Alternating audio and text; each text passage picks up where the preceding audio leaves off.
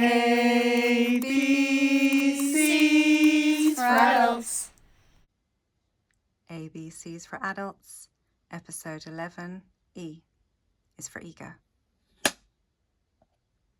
Hey guys! Hey, welcome to another episode of ABCs for adults. So today, sorry, go on. Go ahead. This is the big one. Yeah, today we're going to be learning that E is not only for I, but also for Ego. Go. So if there was one that was like probably the most important of all the alphabet letters, this is the one that stands in the way of to the amount that it stands in your way is the amount to which you suffer and to which you have less peace in your life.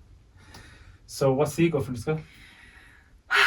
Well, the ego is not what we grew up to be. Oh, that guy's got a big ego. Look at him there. That's kind of Yeah, but it's a bit like making people think that this kind of arrogance is synonymous with ego. That's an aspect of the ego. It's just an aspect. It's not what the ego is or represents. The ego represents. That's kind of a concentration of the ego as such. It's just kind of like the veil of illusion. That's kind of its, modus operandi. It's part of that. It's a booklet of learned responses, but it's the devil on your shoulder. Yeah. It's that devil going. Yeah. But it's not. It's necessary. It's a necessary part. Well, it's necessary for this part of our We couldn't story. possibly have this story happen without the ego, because the ego on our outward journey. When we did the inward-outward journey before, where this is birth and death. You go outwards away from yourself and then back to yourself again. On the outward journey, the ego is fully necessary, because otherwise you wouldn't buy all of this. You wouldn't invest in it. You wouldn't feel the feelings. You wouldn't experience the depths and the highs. Yeah. And on the way back, as you find the way back towards yourself, the ego diminishes. And it's just about watching the ego, really, and letting it diminish to the point where your life becomes easier and life is easier for those people around you. So yes, the ego kind of anchors us to its reality. It's something that keeps us from flying away, where we are birds, so we should be flying. But I suppose before we get to enlightenment, ego is that kind of obstacle that sits there, keeping us from being enlightened, which will be the next E we're going to be doing, which stops us from seeing everything, that the whole of truth lit up. I think. Yeah, it's the thing that stands in the way of you seeing true reality rather than your opinion of it. Yes. Seeing your reality. Well, it's what ego is, just reflecting what you have gone on in the past. It's like this kind of defense system. And it was really good. We needed it to kind of protect ourselves, especially when things were far more dangerous than they are now, even though the world is getting more dangerous. But it was when we needed to have this kind of defense alert system to tell us physical danger. Whereas now we get stressed out and anxious and depressed and filled with fretful anxiety over just a slow broadband, or in a way, in the similar way that chickens need to scratch in order to feel happy. The ego needs to scratch. So if it doesn't have any physical obstacles or any kind of physical dangers like saber-toothed tigers, etc., then it finds things to worry about. Finds mountains and molehills all over the place. Yeah. It has that energy that has to seek out drama, and you get caught up in that. So I mean, it's an obsolete overreaction now, and for that reason, it's destroying lives everywhere. It causes marital breakups. It causes abuse within the family, whether it's oral or physical or both. It causes self-abuse and daily. Everyone is suffering from that, and self-abuse physically from taking things because of you're trying to quieten. Yeah, what is essentially the voice of the ego. The ticker tape in your head, as our friend has said before. And every problem in the world can be attributed to ego. Ego no question. Tells you that. Ego is very interesting because it will say you're not a very good person, you're terrible, you're muck on my boot kind of energy, and then it will still defend you and say, oh, everyone else is rubbishy, and I think it's a really it's a toxic friend. I think there's an aspect of the fact that you're being so tortured by the ego that you kind of have to go, vomit that out onto other people. Just to share the load, it's so sensitive. The ego kind of was created as an accumulation of all the voices of all the guardians and the elders that had told us things, maybe not so nice ones especially, that put us down in our past. And it was their egos doing that to them, because the ego is a parasite. It isn't actually you. I think that's a really big thing to realize. It is not who you are. And it took over our lives by being this voice, being this crazy old person. Because it's crazy, because it's insane, it's not actually in touch with real reality, and it's old because it's antiquated, it's out of date. It's a lunatic. It's literally a lunatic running free in your head. If you had a real friend like this, you wouldn't be friends with them. You wouldn't want anyone you cared about to be with a person like that, or be connected to them. It's completely toxic and just it is actually just a madman. And it's only when we separate ourselves from this kind of incessant stream of this critic, this commentary, this caustic commentary in our head.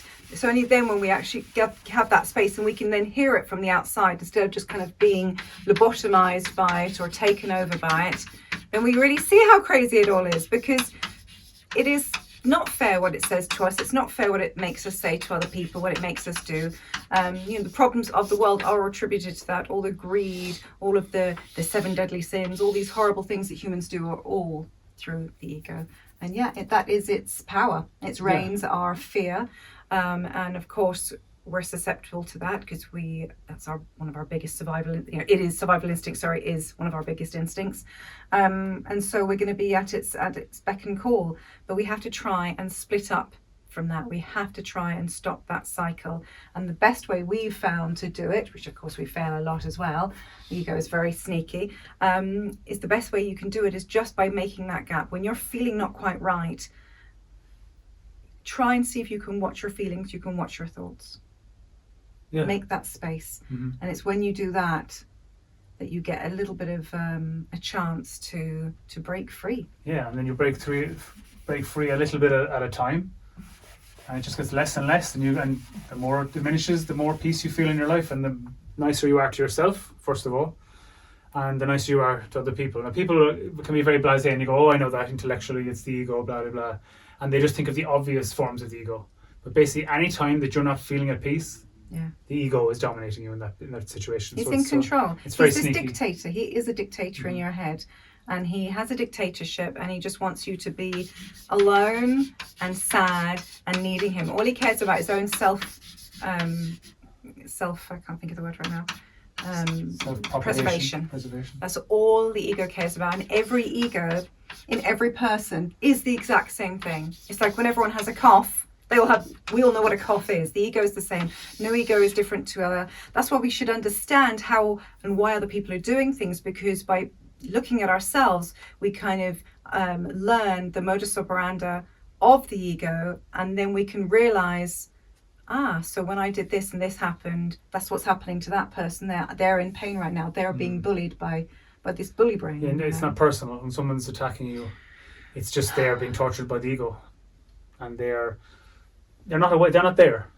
Literally, the ego is this parasite has taken them over, and is just puppeting them, and it's not actually personal to you at all. It's going, I'll protect you. This could be a dangerous situation. So it's kind of feigning. It's like this bodyguard that just beats you up all the time. He says, no, I'm protecting you from these other people, and pushes them out the way, even people that you care about and people that are being kind to you, to try and get this kind of ultimate dominance over you. And it gives you a kind of a sense of aliveness. It does, and a buzz. And power. And adrenaline and a false sense of power. And that's how it has a hold of you then, because you fall for the initial illusion, the first illusion, which is separateness from all that is. Then it feigns protection and makes you feel powerful so that you can protect yourself. So it's just it's a vicious cycle. It's a vicious cycle. But we have to try and exit and through awakening. That's it. It's a big awakening. It's making that space and realizing it is not you, and we need to see it for what it is. I think right now is, as we've mentioned before, we feel that there is a bit of a mass awakening beginning. Absolutely, The dominoes are beginning to fall, and the reason is because the ego has, I think, never had such a global hold over everybody in tandem. There's this kind of unison ego That's the real virus that is infiltrating everyone, especially because we're all connected to some kind of media device. We're able to sync up, and our egos can sync up. And and this is the ego swan song. So this is now the time where it feels like, oh my God, the world could just be destroyed in so many different ways, all because of us. And our little world's destroyed, so our own lives destroyed because of this, that, and the other. We're being pulled and pushed in every direction. I think now is the time where we say no. People are saying ego. No. Everyone is saying no worldwide. So Yes. it is the ego swan song. Enough. We're nearly at its peak. Not quite yet. We're sick and tired of being sick and tired. It's the dominant energy on the planet, and basically anyone who thinks or tries to go outside that goes against that self-preservation of the ego. So they will be shunned for temporarily. Yes. But it doesn't matter. There's lots and lots and lots of us that are awake to this kind of stuff. And we'll look back on this period of history and just say, oh, that was the awakening, the mass awakening. That was the change, the transformation. Yeah, critical mass of people awoke and just said, no more. No, we're not going to participate in this particular way of running things anymore. And the madness that is like, it's just people. But sorry to cut across you. Go ahead, yeah. But also I just realised as well that when we start seeing the ego, like if we're in our family, if somebody is suffering from egoitis, we want to not take an opposing side against them. They're already in pain. They're already being tortured and suffering. So we want to join them and be on their side against the ego. So there's no point having Jer's ego come up, my ego come up, and them going to fight, because they'll fight forever. We tend to talk about this as like the shadow family. We have our family, and then it's like a shadow family who are trying to take over the house. So you just have to watch out. Don't let the shadows in to take over and puppet us, because then we're not there, we're not present. And so then you have that living in the house instead of, happiness and peace and love. And so it's just a matter of everyone watching out for that. And if you can't and you get taken over by it, the rest of the family then watch out and going, they rally around and help the person rather than condemning them, because they're already gone, they're already lost, and they just need they don't space. know what they're doing.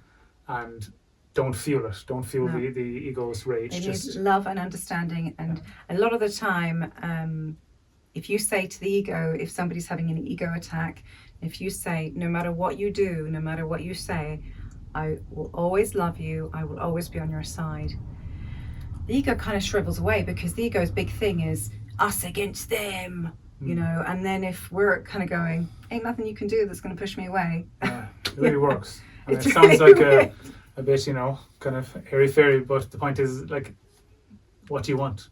Do you want to be less happy? Do you want to have your family being, more against each other, or do you want to just do that little token gesture and say, look, no matter what you say right now, it's not going to make me love you because I know it's not really you, and the ego monster has you, and that's okay, because he's had me too, and he's had daddy or whoever we're talking to, and that's all right.